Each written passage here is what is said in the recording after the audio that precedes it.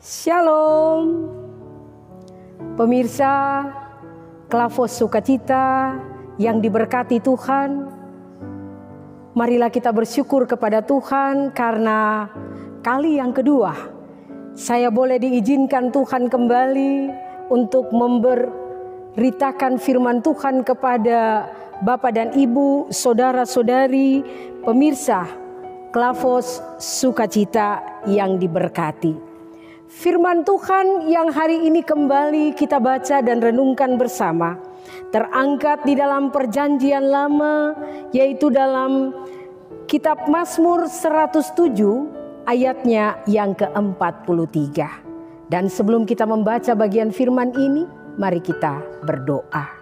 Terpujilah Engkau Allah Bapa di sorga. Ada sukacita bagi kami semua kembali ketika kami memberikan kehidupan kami sepenuhnya kepada Tuhan. Kami belajar berharap kepada Tuhan dan kami belajar untuk menikmati kasih Tuhan melalui kebenaran firman-Mu. Dan pada saat ini Bapa, kembali kami akan membaca dan merenungkan firman-Mu. Berbicaralah kepada kami semua karena kami sudah siap mendengarkan suara Tuhan. Amin. Pemirsa Klavos Sukacita yang diberkati oleh Tuhan, Bapak dan Ibu, saudara-saudariku yang terkasih. Bagian firman Tuhan di dalam Mazmur 107 ayatnya yang ke-43. Saya akan membaca, Bapak dan Ibu saudara melihat kebenaran firman Tuhan yang ada. Dengan judul daripada perikop pembacaan kita di dalam Mazmur 107 adalah nyanyian syukur dari orang-orang yang ditebus Tuhan. Ayatnya yang ke-43, siapa yang mempunyai hikmat, biarlah ia berpegang pada semuanya ini dan memperhatikan segala kemurahan Tuhan. Bapak, Ibu, saudara-saudara, pemirsa Klavos Sukacita yang diberkati oleh Tuhan. Bicara tentang hikmat, hikmat itu datang dari Tuhan. Dan hikmat itu adalah merupakan pemberian daripada Tuhan. Hikmat dalam kamus Indonesia adalah kebijakan atau kearifan. Jadi jika kita bicara tentang hikmat, itu adalah merupakan kehendak daripada Tuhan. Kalau kita membaca di dalam Pengkhotbah pasal 8 ayat 1, manfaat daripada hikmat adalah mampu menjelaskan perkara-perkara kehidupan. Menurut Salomo, hikmat akan tercermin dari wajah orang yang memilikinya. Artinya ketika kita membicarakan tentang hikmat dan yang dinyatakan oleh Salomo, tidak selamanya orang menyatakan hikmat itu dengan keadaan muka yang muram, keadaan muka yang marah. Tetapi bagaimana ketika orang itu memberikan hikmat yang diberikan oleh Allah, mungkin ia menyatakan dengan kesediaan hatinya yang sungguh-sungguh kepada Allah. Yang mungkin notabene-nya kita berkata bahwa ketika kita berbicara hikmat, kita menyatakan dengan penuh sukacita karena kita merasakan ada sukacita yang datang dari Tuhan kepada kita.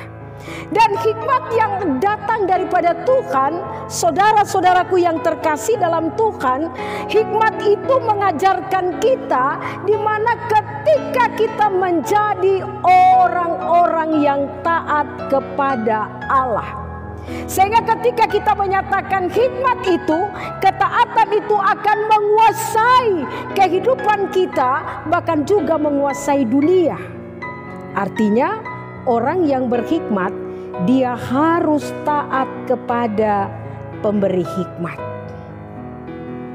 Karena ketika kita taat kepada Tuhan, maka dengan sesungguhnya kita akan mendapatkan hikmat itu.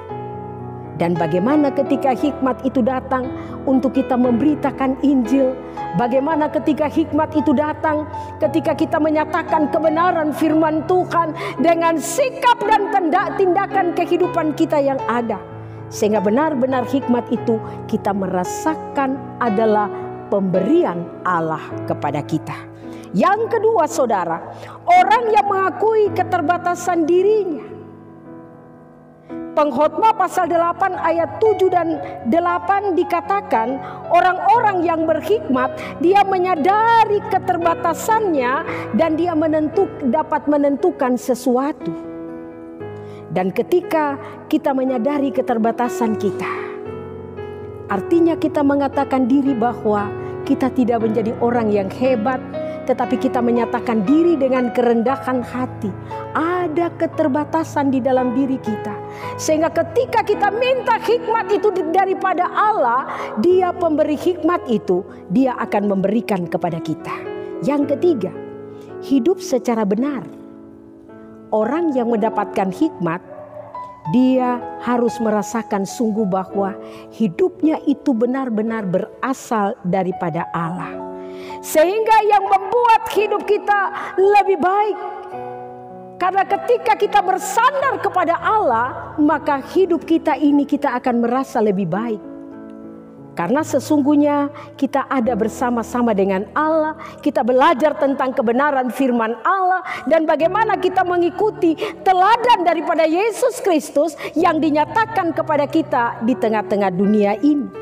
Sehingga dengan sesungguhnya Bapak dan Ibu Saudaraku yang kekasih, kita belajar untuk merasakan bahwa apa yang disampaikan oleh Allah, kita dapat menyampaikan itu dengan penuh sukacita kepada orang lain. Di sini kita percaya saudara, kita adalah orang-orang percaya yang telah ditebus oleh Tuhan Yesus Kristus. Karena kita hidup dalam kemurahan Tuhan. Kita hidup dalam anugerah Allah. Yang sesungguhnya saudaraku yang kekasih, notabene-nya kita adalah debu dan abu. Tetapi kita adalah segambar dengan Allah. Semua itu terjadi karena kemurahan Tuhan. Kita diselamatkan dan kita mendapatkan pengampunan dosa. Dan itulah sebabnya Tuhan memberikan kita untuk tidak bisa untuk menentukan diri kita sendiri. Tetapi Dia telah menebus kita dengan kehidupan yang dimilikinya sebagai anak Allah datang di tengah-tengah dunia ini. Dia menebus kita dengan kemampuan dan kebaikannya yang diberikan kepada kita secara cuma-cuma. Belajar daripada Mazmur 107 ini, mari kita melihat bahwa sesungguhnya ketika kita menikmati kemurahan Tuhan, itu berarti kita belajar bersyukur kepada Tuhan, sebab kita merasakan bahwa Tuhan itu baik. Dan harus kita katakan kepada Tuhan sebagai orang-orang percaya bahwa kita telah ditebus oleh darah Tuhan Yesus Kristus. Dia datang ke dalam dunia ini karena Dia mengasihi Bapak, Ibu, Saudara dan saya. Saat kita bersyukur, itu berarti kita ingat bahwa sesungguhnya ketika kita bersyukur, itu bukan suatu pilihan. Tetapi kita bersyukur juga bukan karena paksaan, tetapi harus lahir dari iman dan pengenalan kita kepada Tuhan yang benar. Kita percaya kepada Tuhan dengan sungguh-sungguh. Sehingga Bapak dan Ibu Saudaraku yang kekasih, siapa yang punya hikmat, biarlah ia berpegang pada semuanya ini dan memperhatikan kemurahan Tuhan. Tuhan akan menyatakan hikmat kepada kita. Di dalam surat Yakobus, di tengah-tengah perjalanan pelayanan yang ada, dikatakan jika kamu kekurangan hikmat, mintalah hikmat itu daripada Tuhan. Karena ketika kita minta hikmat dengan sungguh-sungguh kepada Tuhan, maka hikmat Tuhan itu akan datang kepada kita. Dan kita dapat menyatakan apa yang sesungguhnya yang dikehendaki Tuhan kepada kita. Mari Bapak, Ibu, Saudara, kita terus belajar untuk hidup dalam kemurahan Tuhan. Kemurahan Tuhan membuat kita berhasil. Kemurahan Tuhan membuat kita kuat. Kemurahan Tuhan membuat kita sehat. Kemurahan Tuhan membahagiakan kita di dalam kehidupan keluarga kita. Sehingga ketika kita menikmati kemurahan Tuhan, kita selalu akan menjadi surat-surat Kristus yang terbaca. Amin bagi kita yang mendengarkan firman, yang melakukan kebenaran firman dalam hidup hari lepas hari. Mari kita berdoa. Terima kasih Tuhan. Kami hidup oleh karena kemurahan. Kami hidup karena anugerah-Mu. Belajar daripada kebenaran firman. Bagaimana sebagai orang percaya, kami harus terus meminta hikmat yang datang dari Tuhan. Engkau pemberi hikmat. Engkau pemberi kebijakan. Engkau membuat kami menjadi orang-orang yang arif dan bijaksana. Tolong kami semua Bapa. Terpujilah nama-Mu yang kudus atas kasih dan firman-Mu yang sudah Engkau berikan kepada kami semua. Inilah doa dan permohonan kami.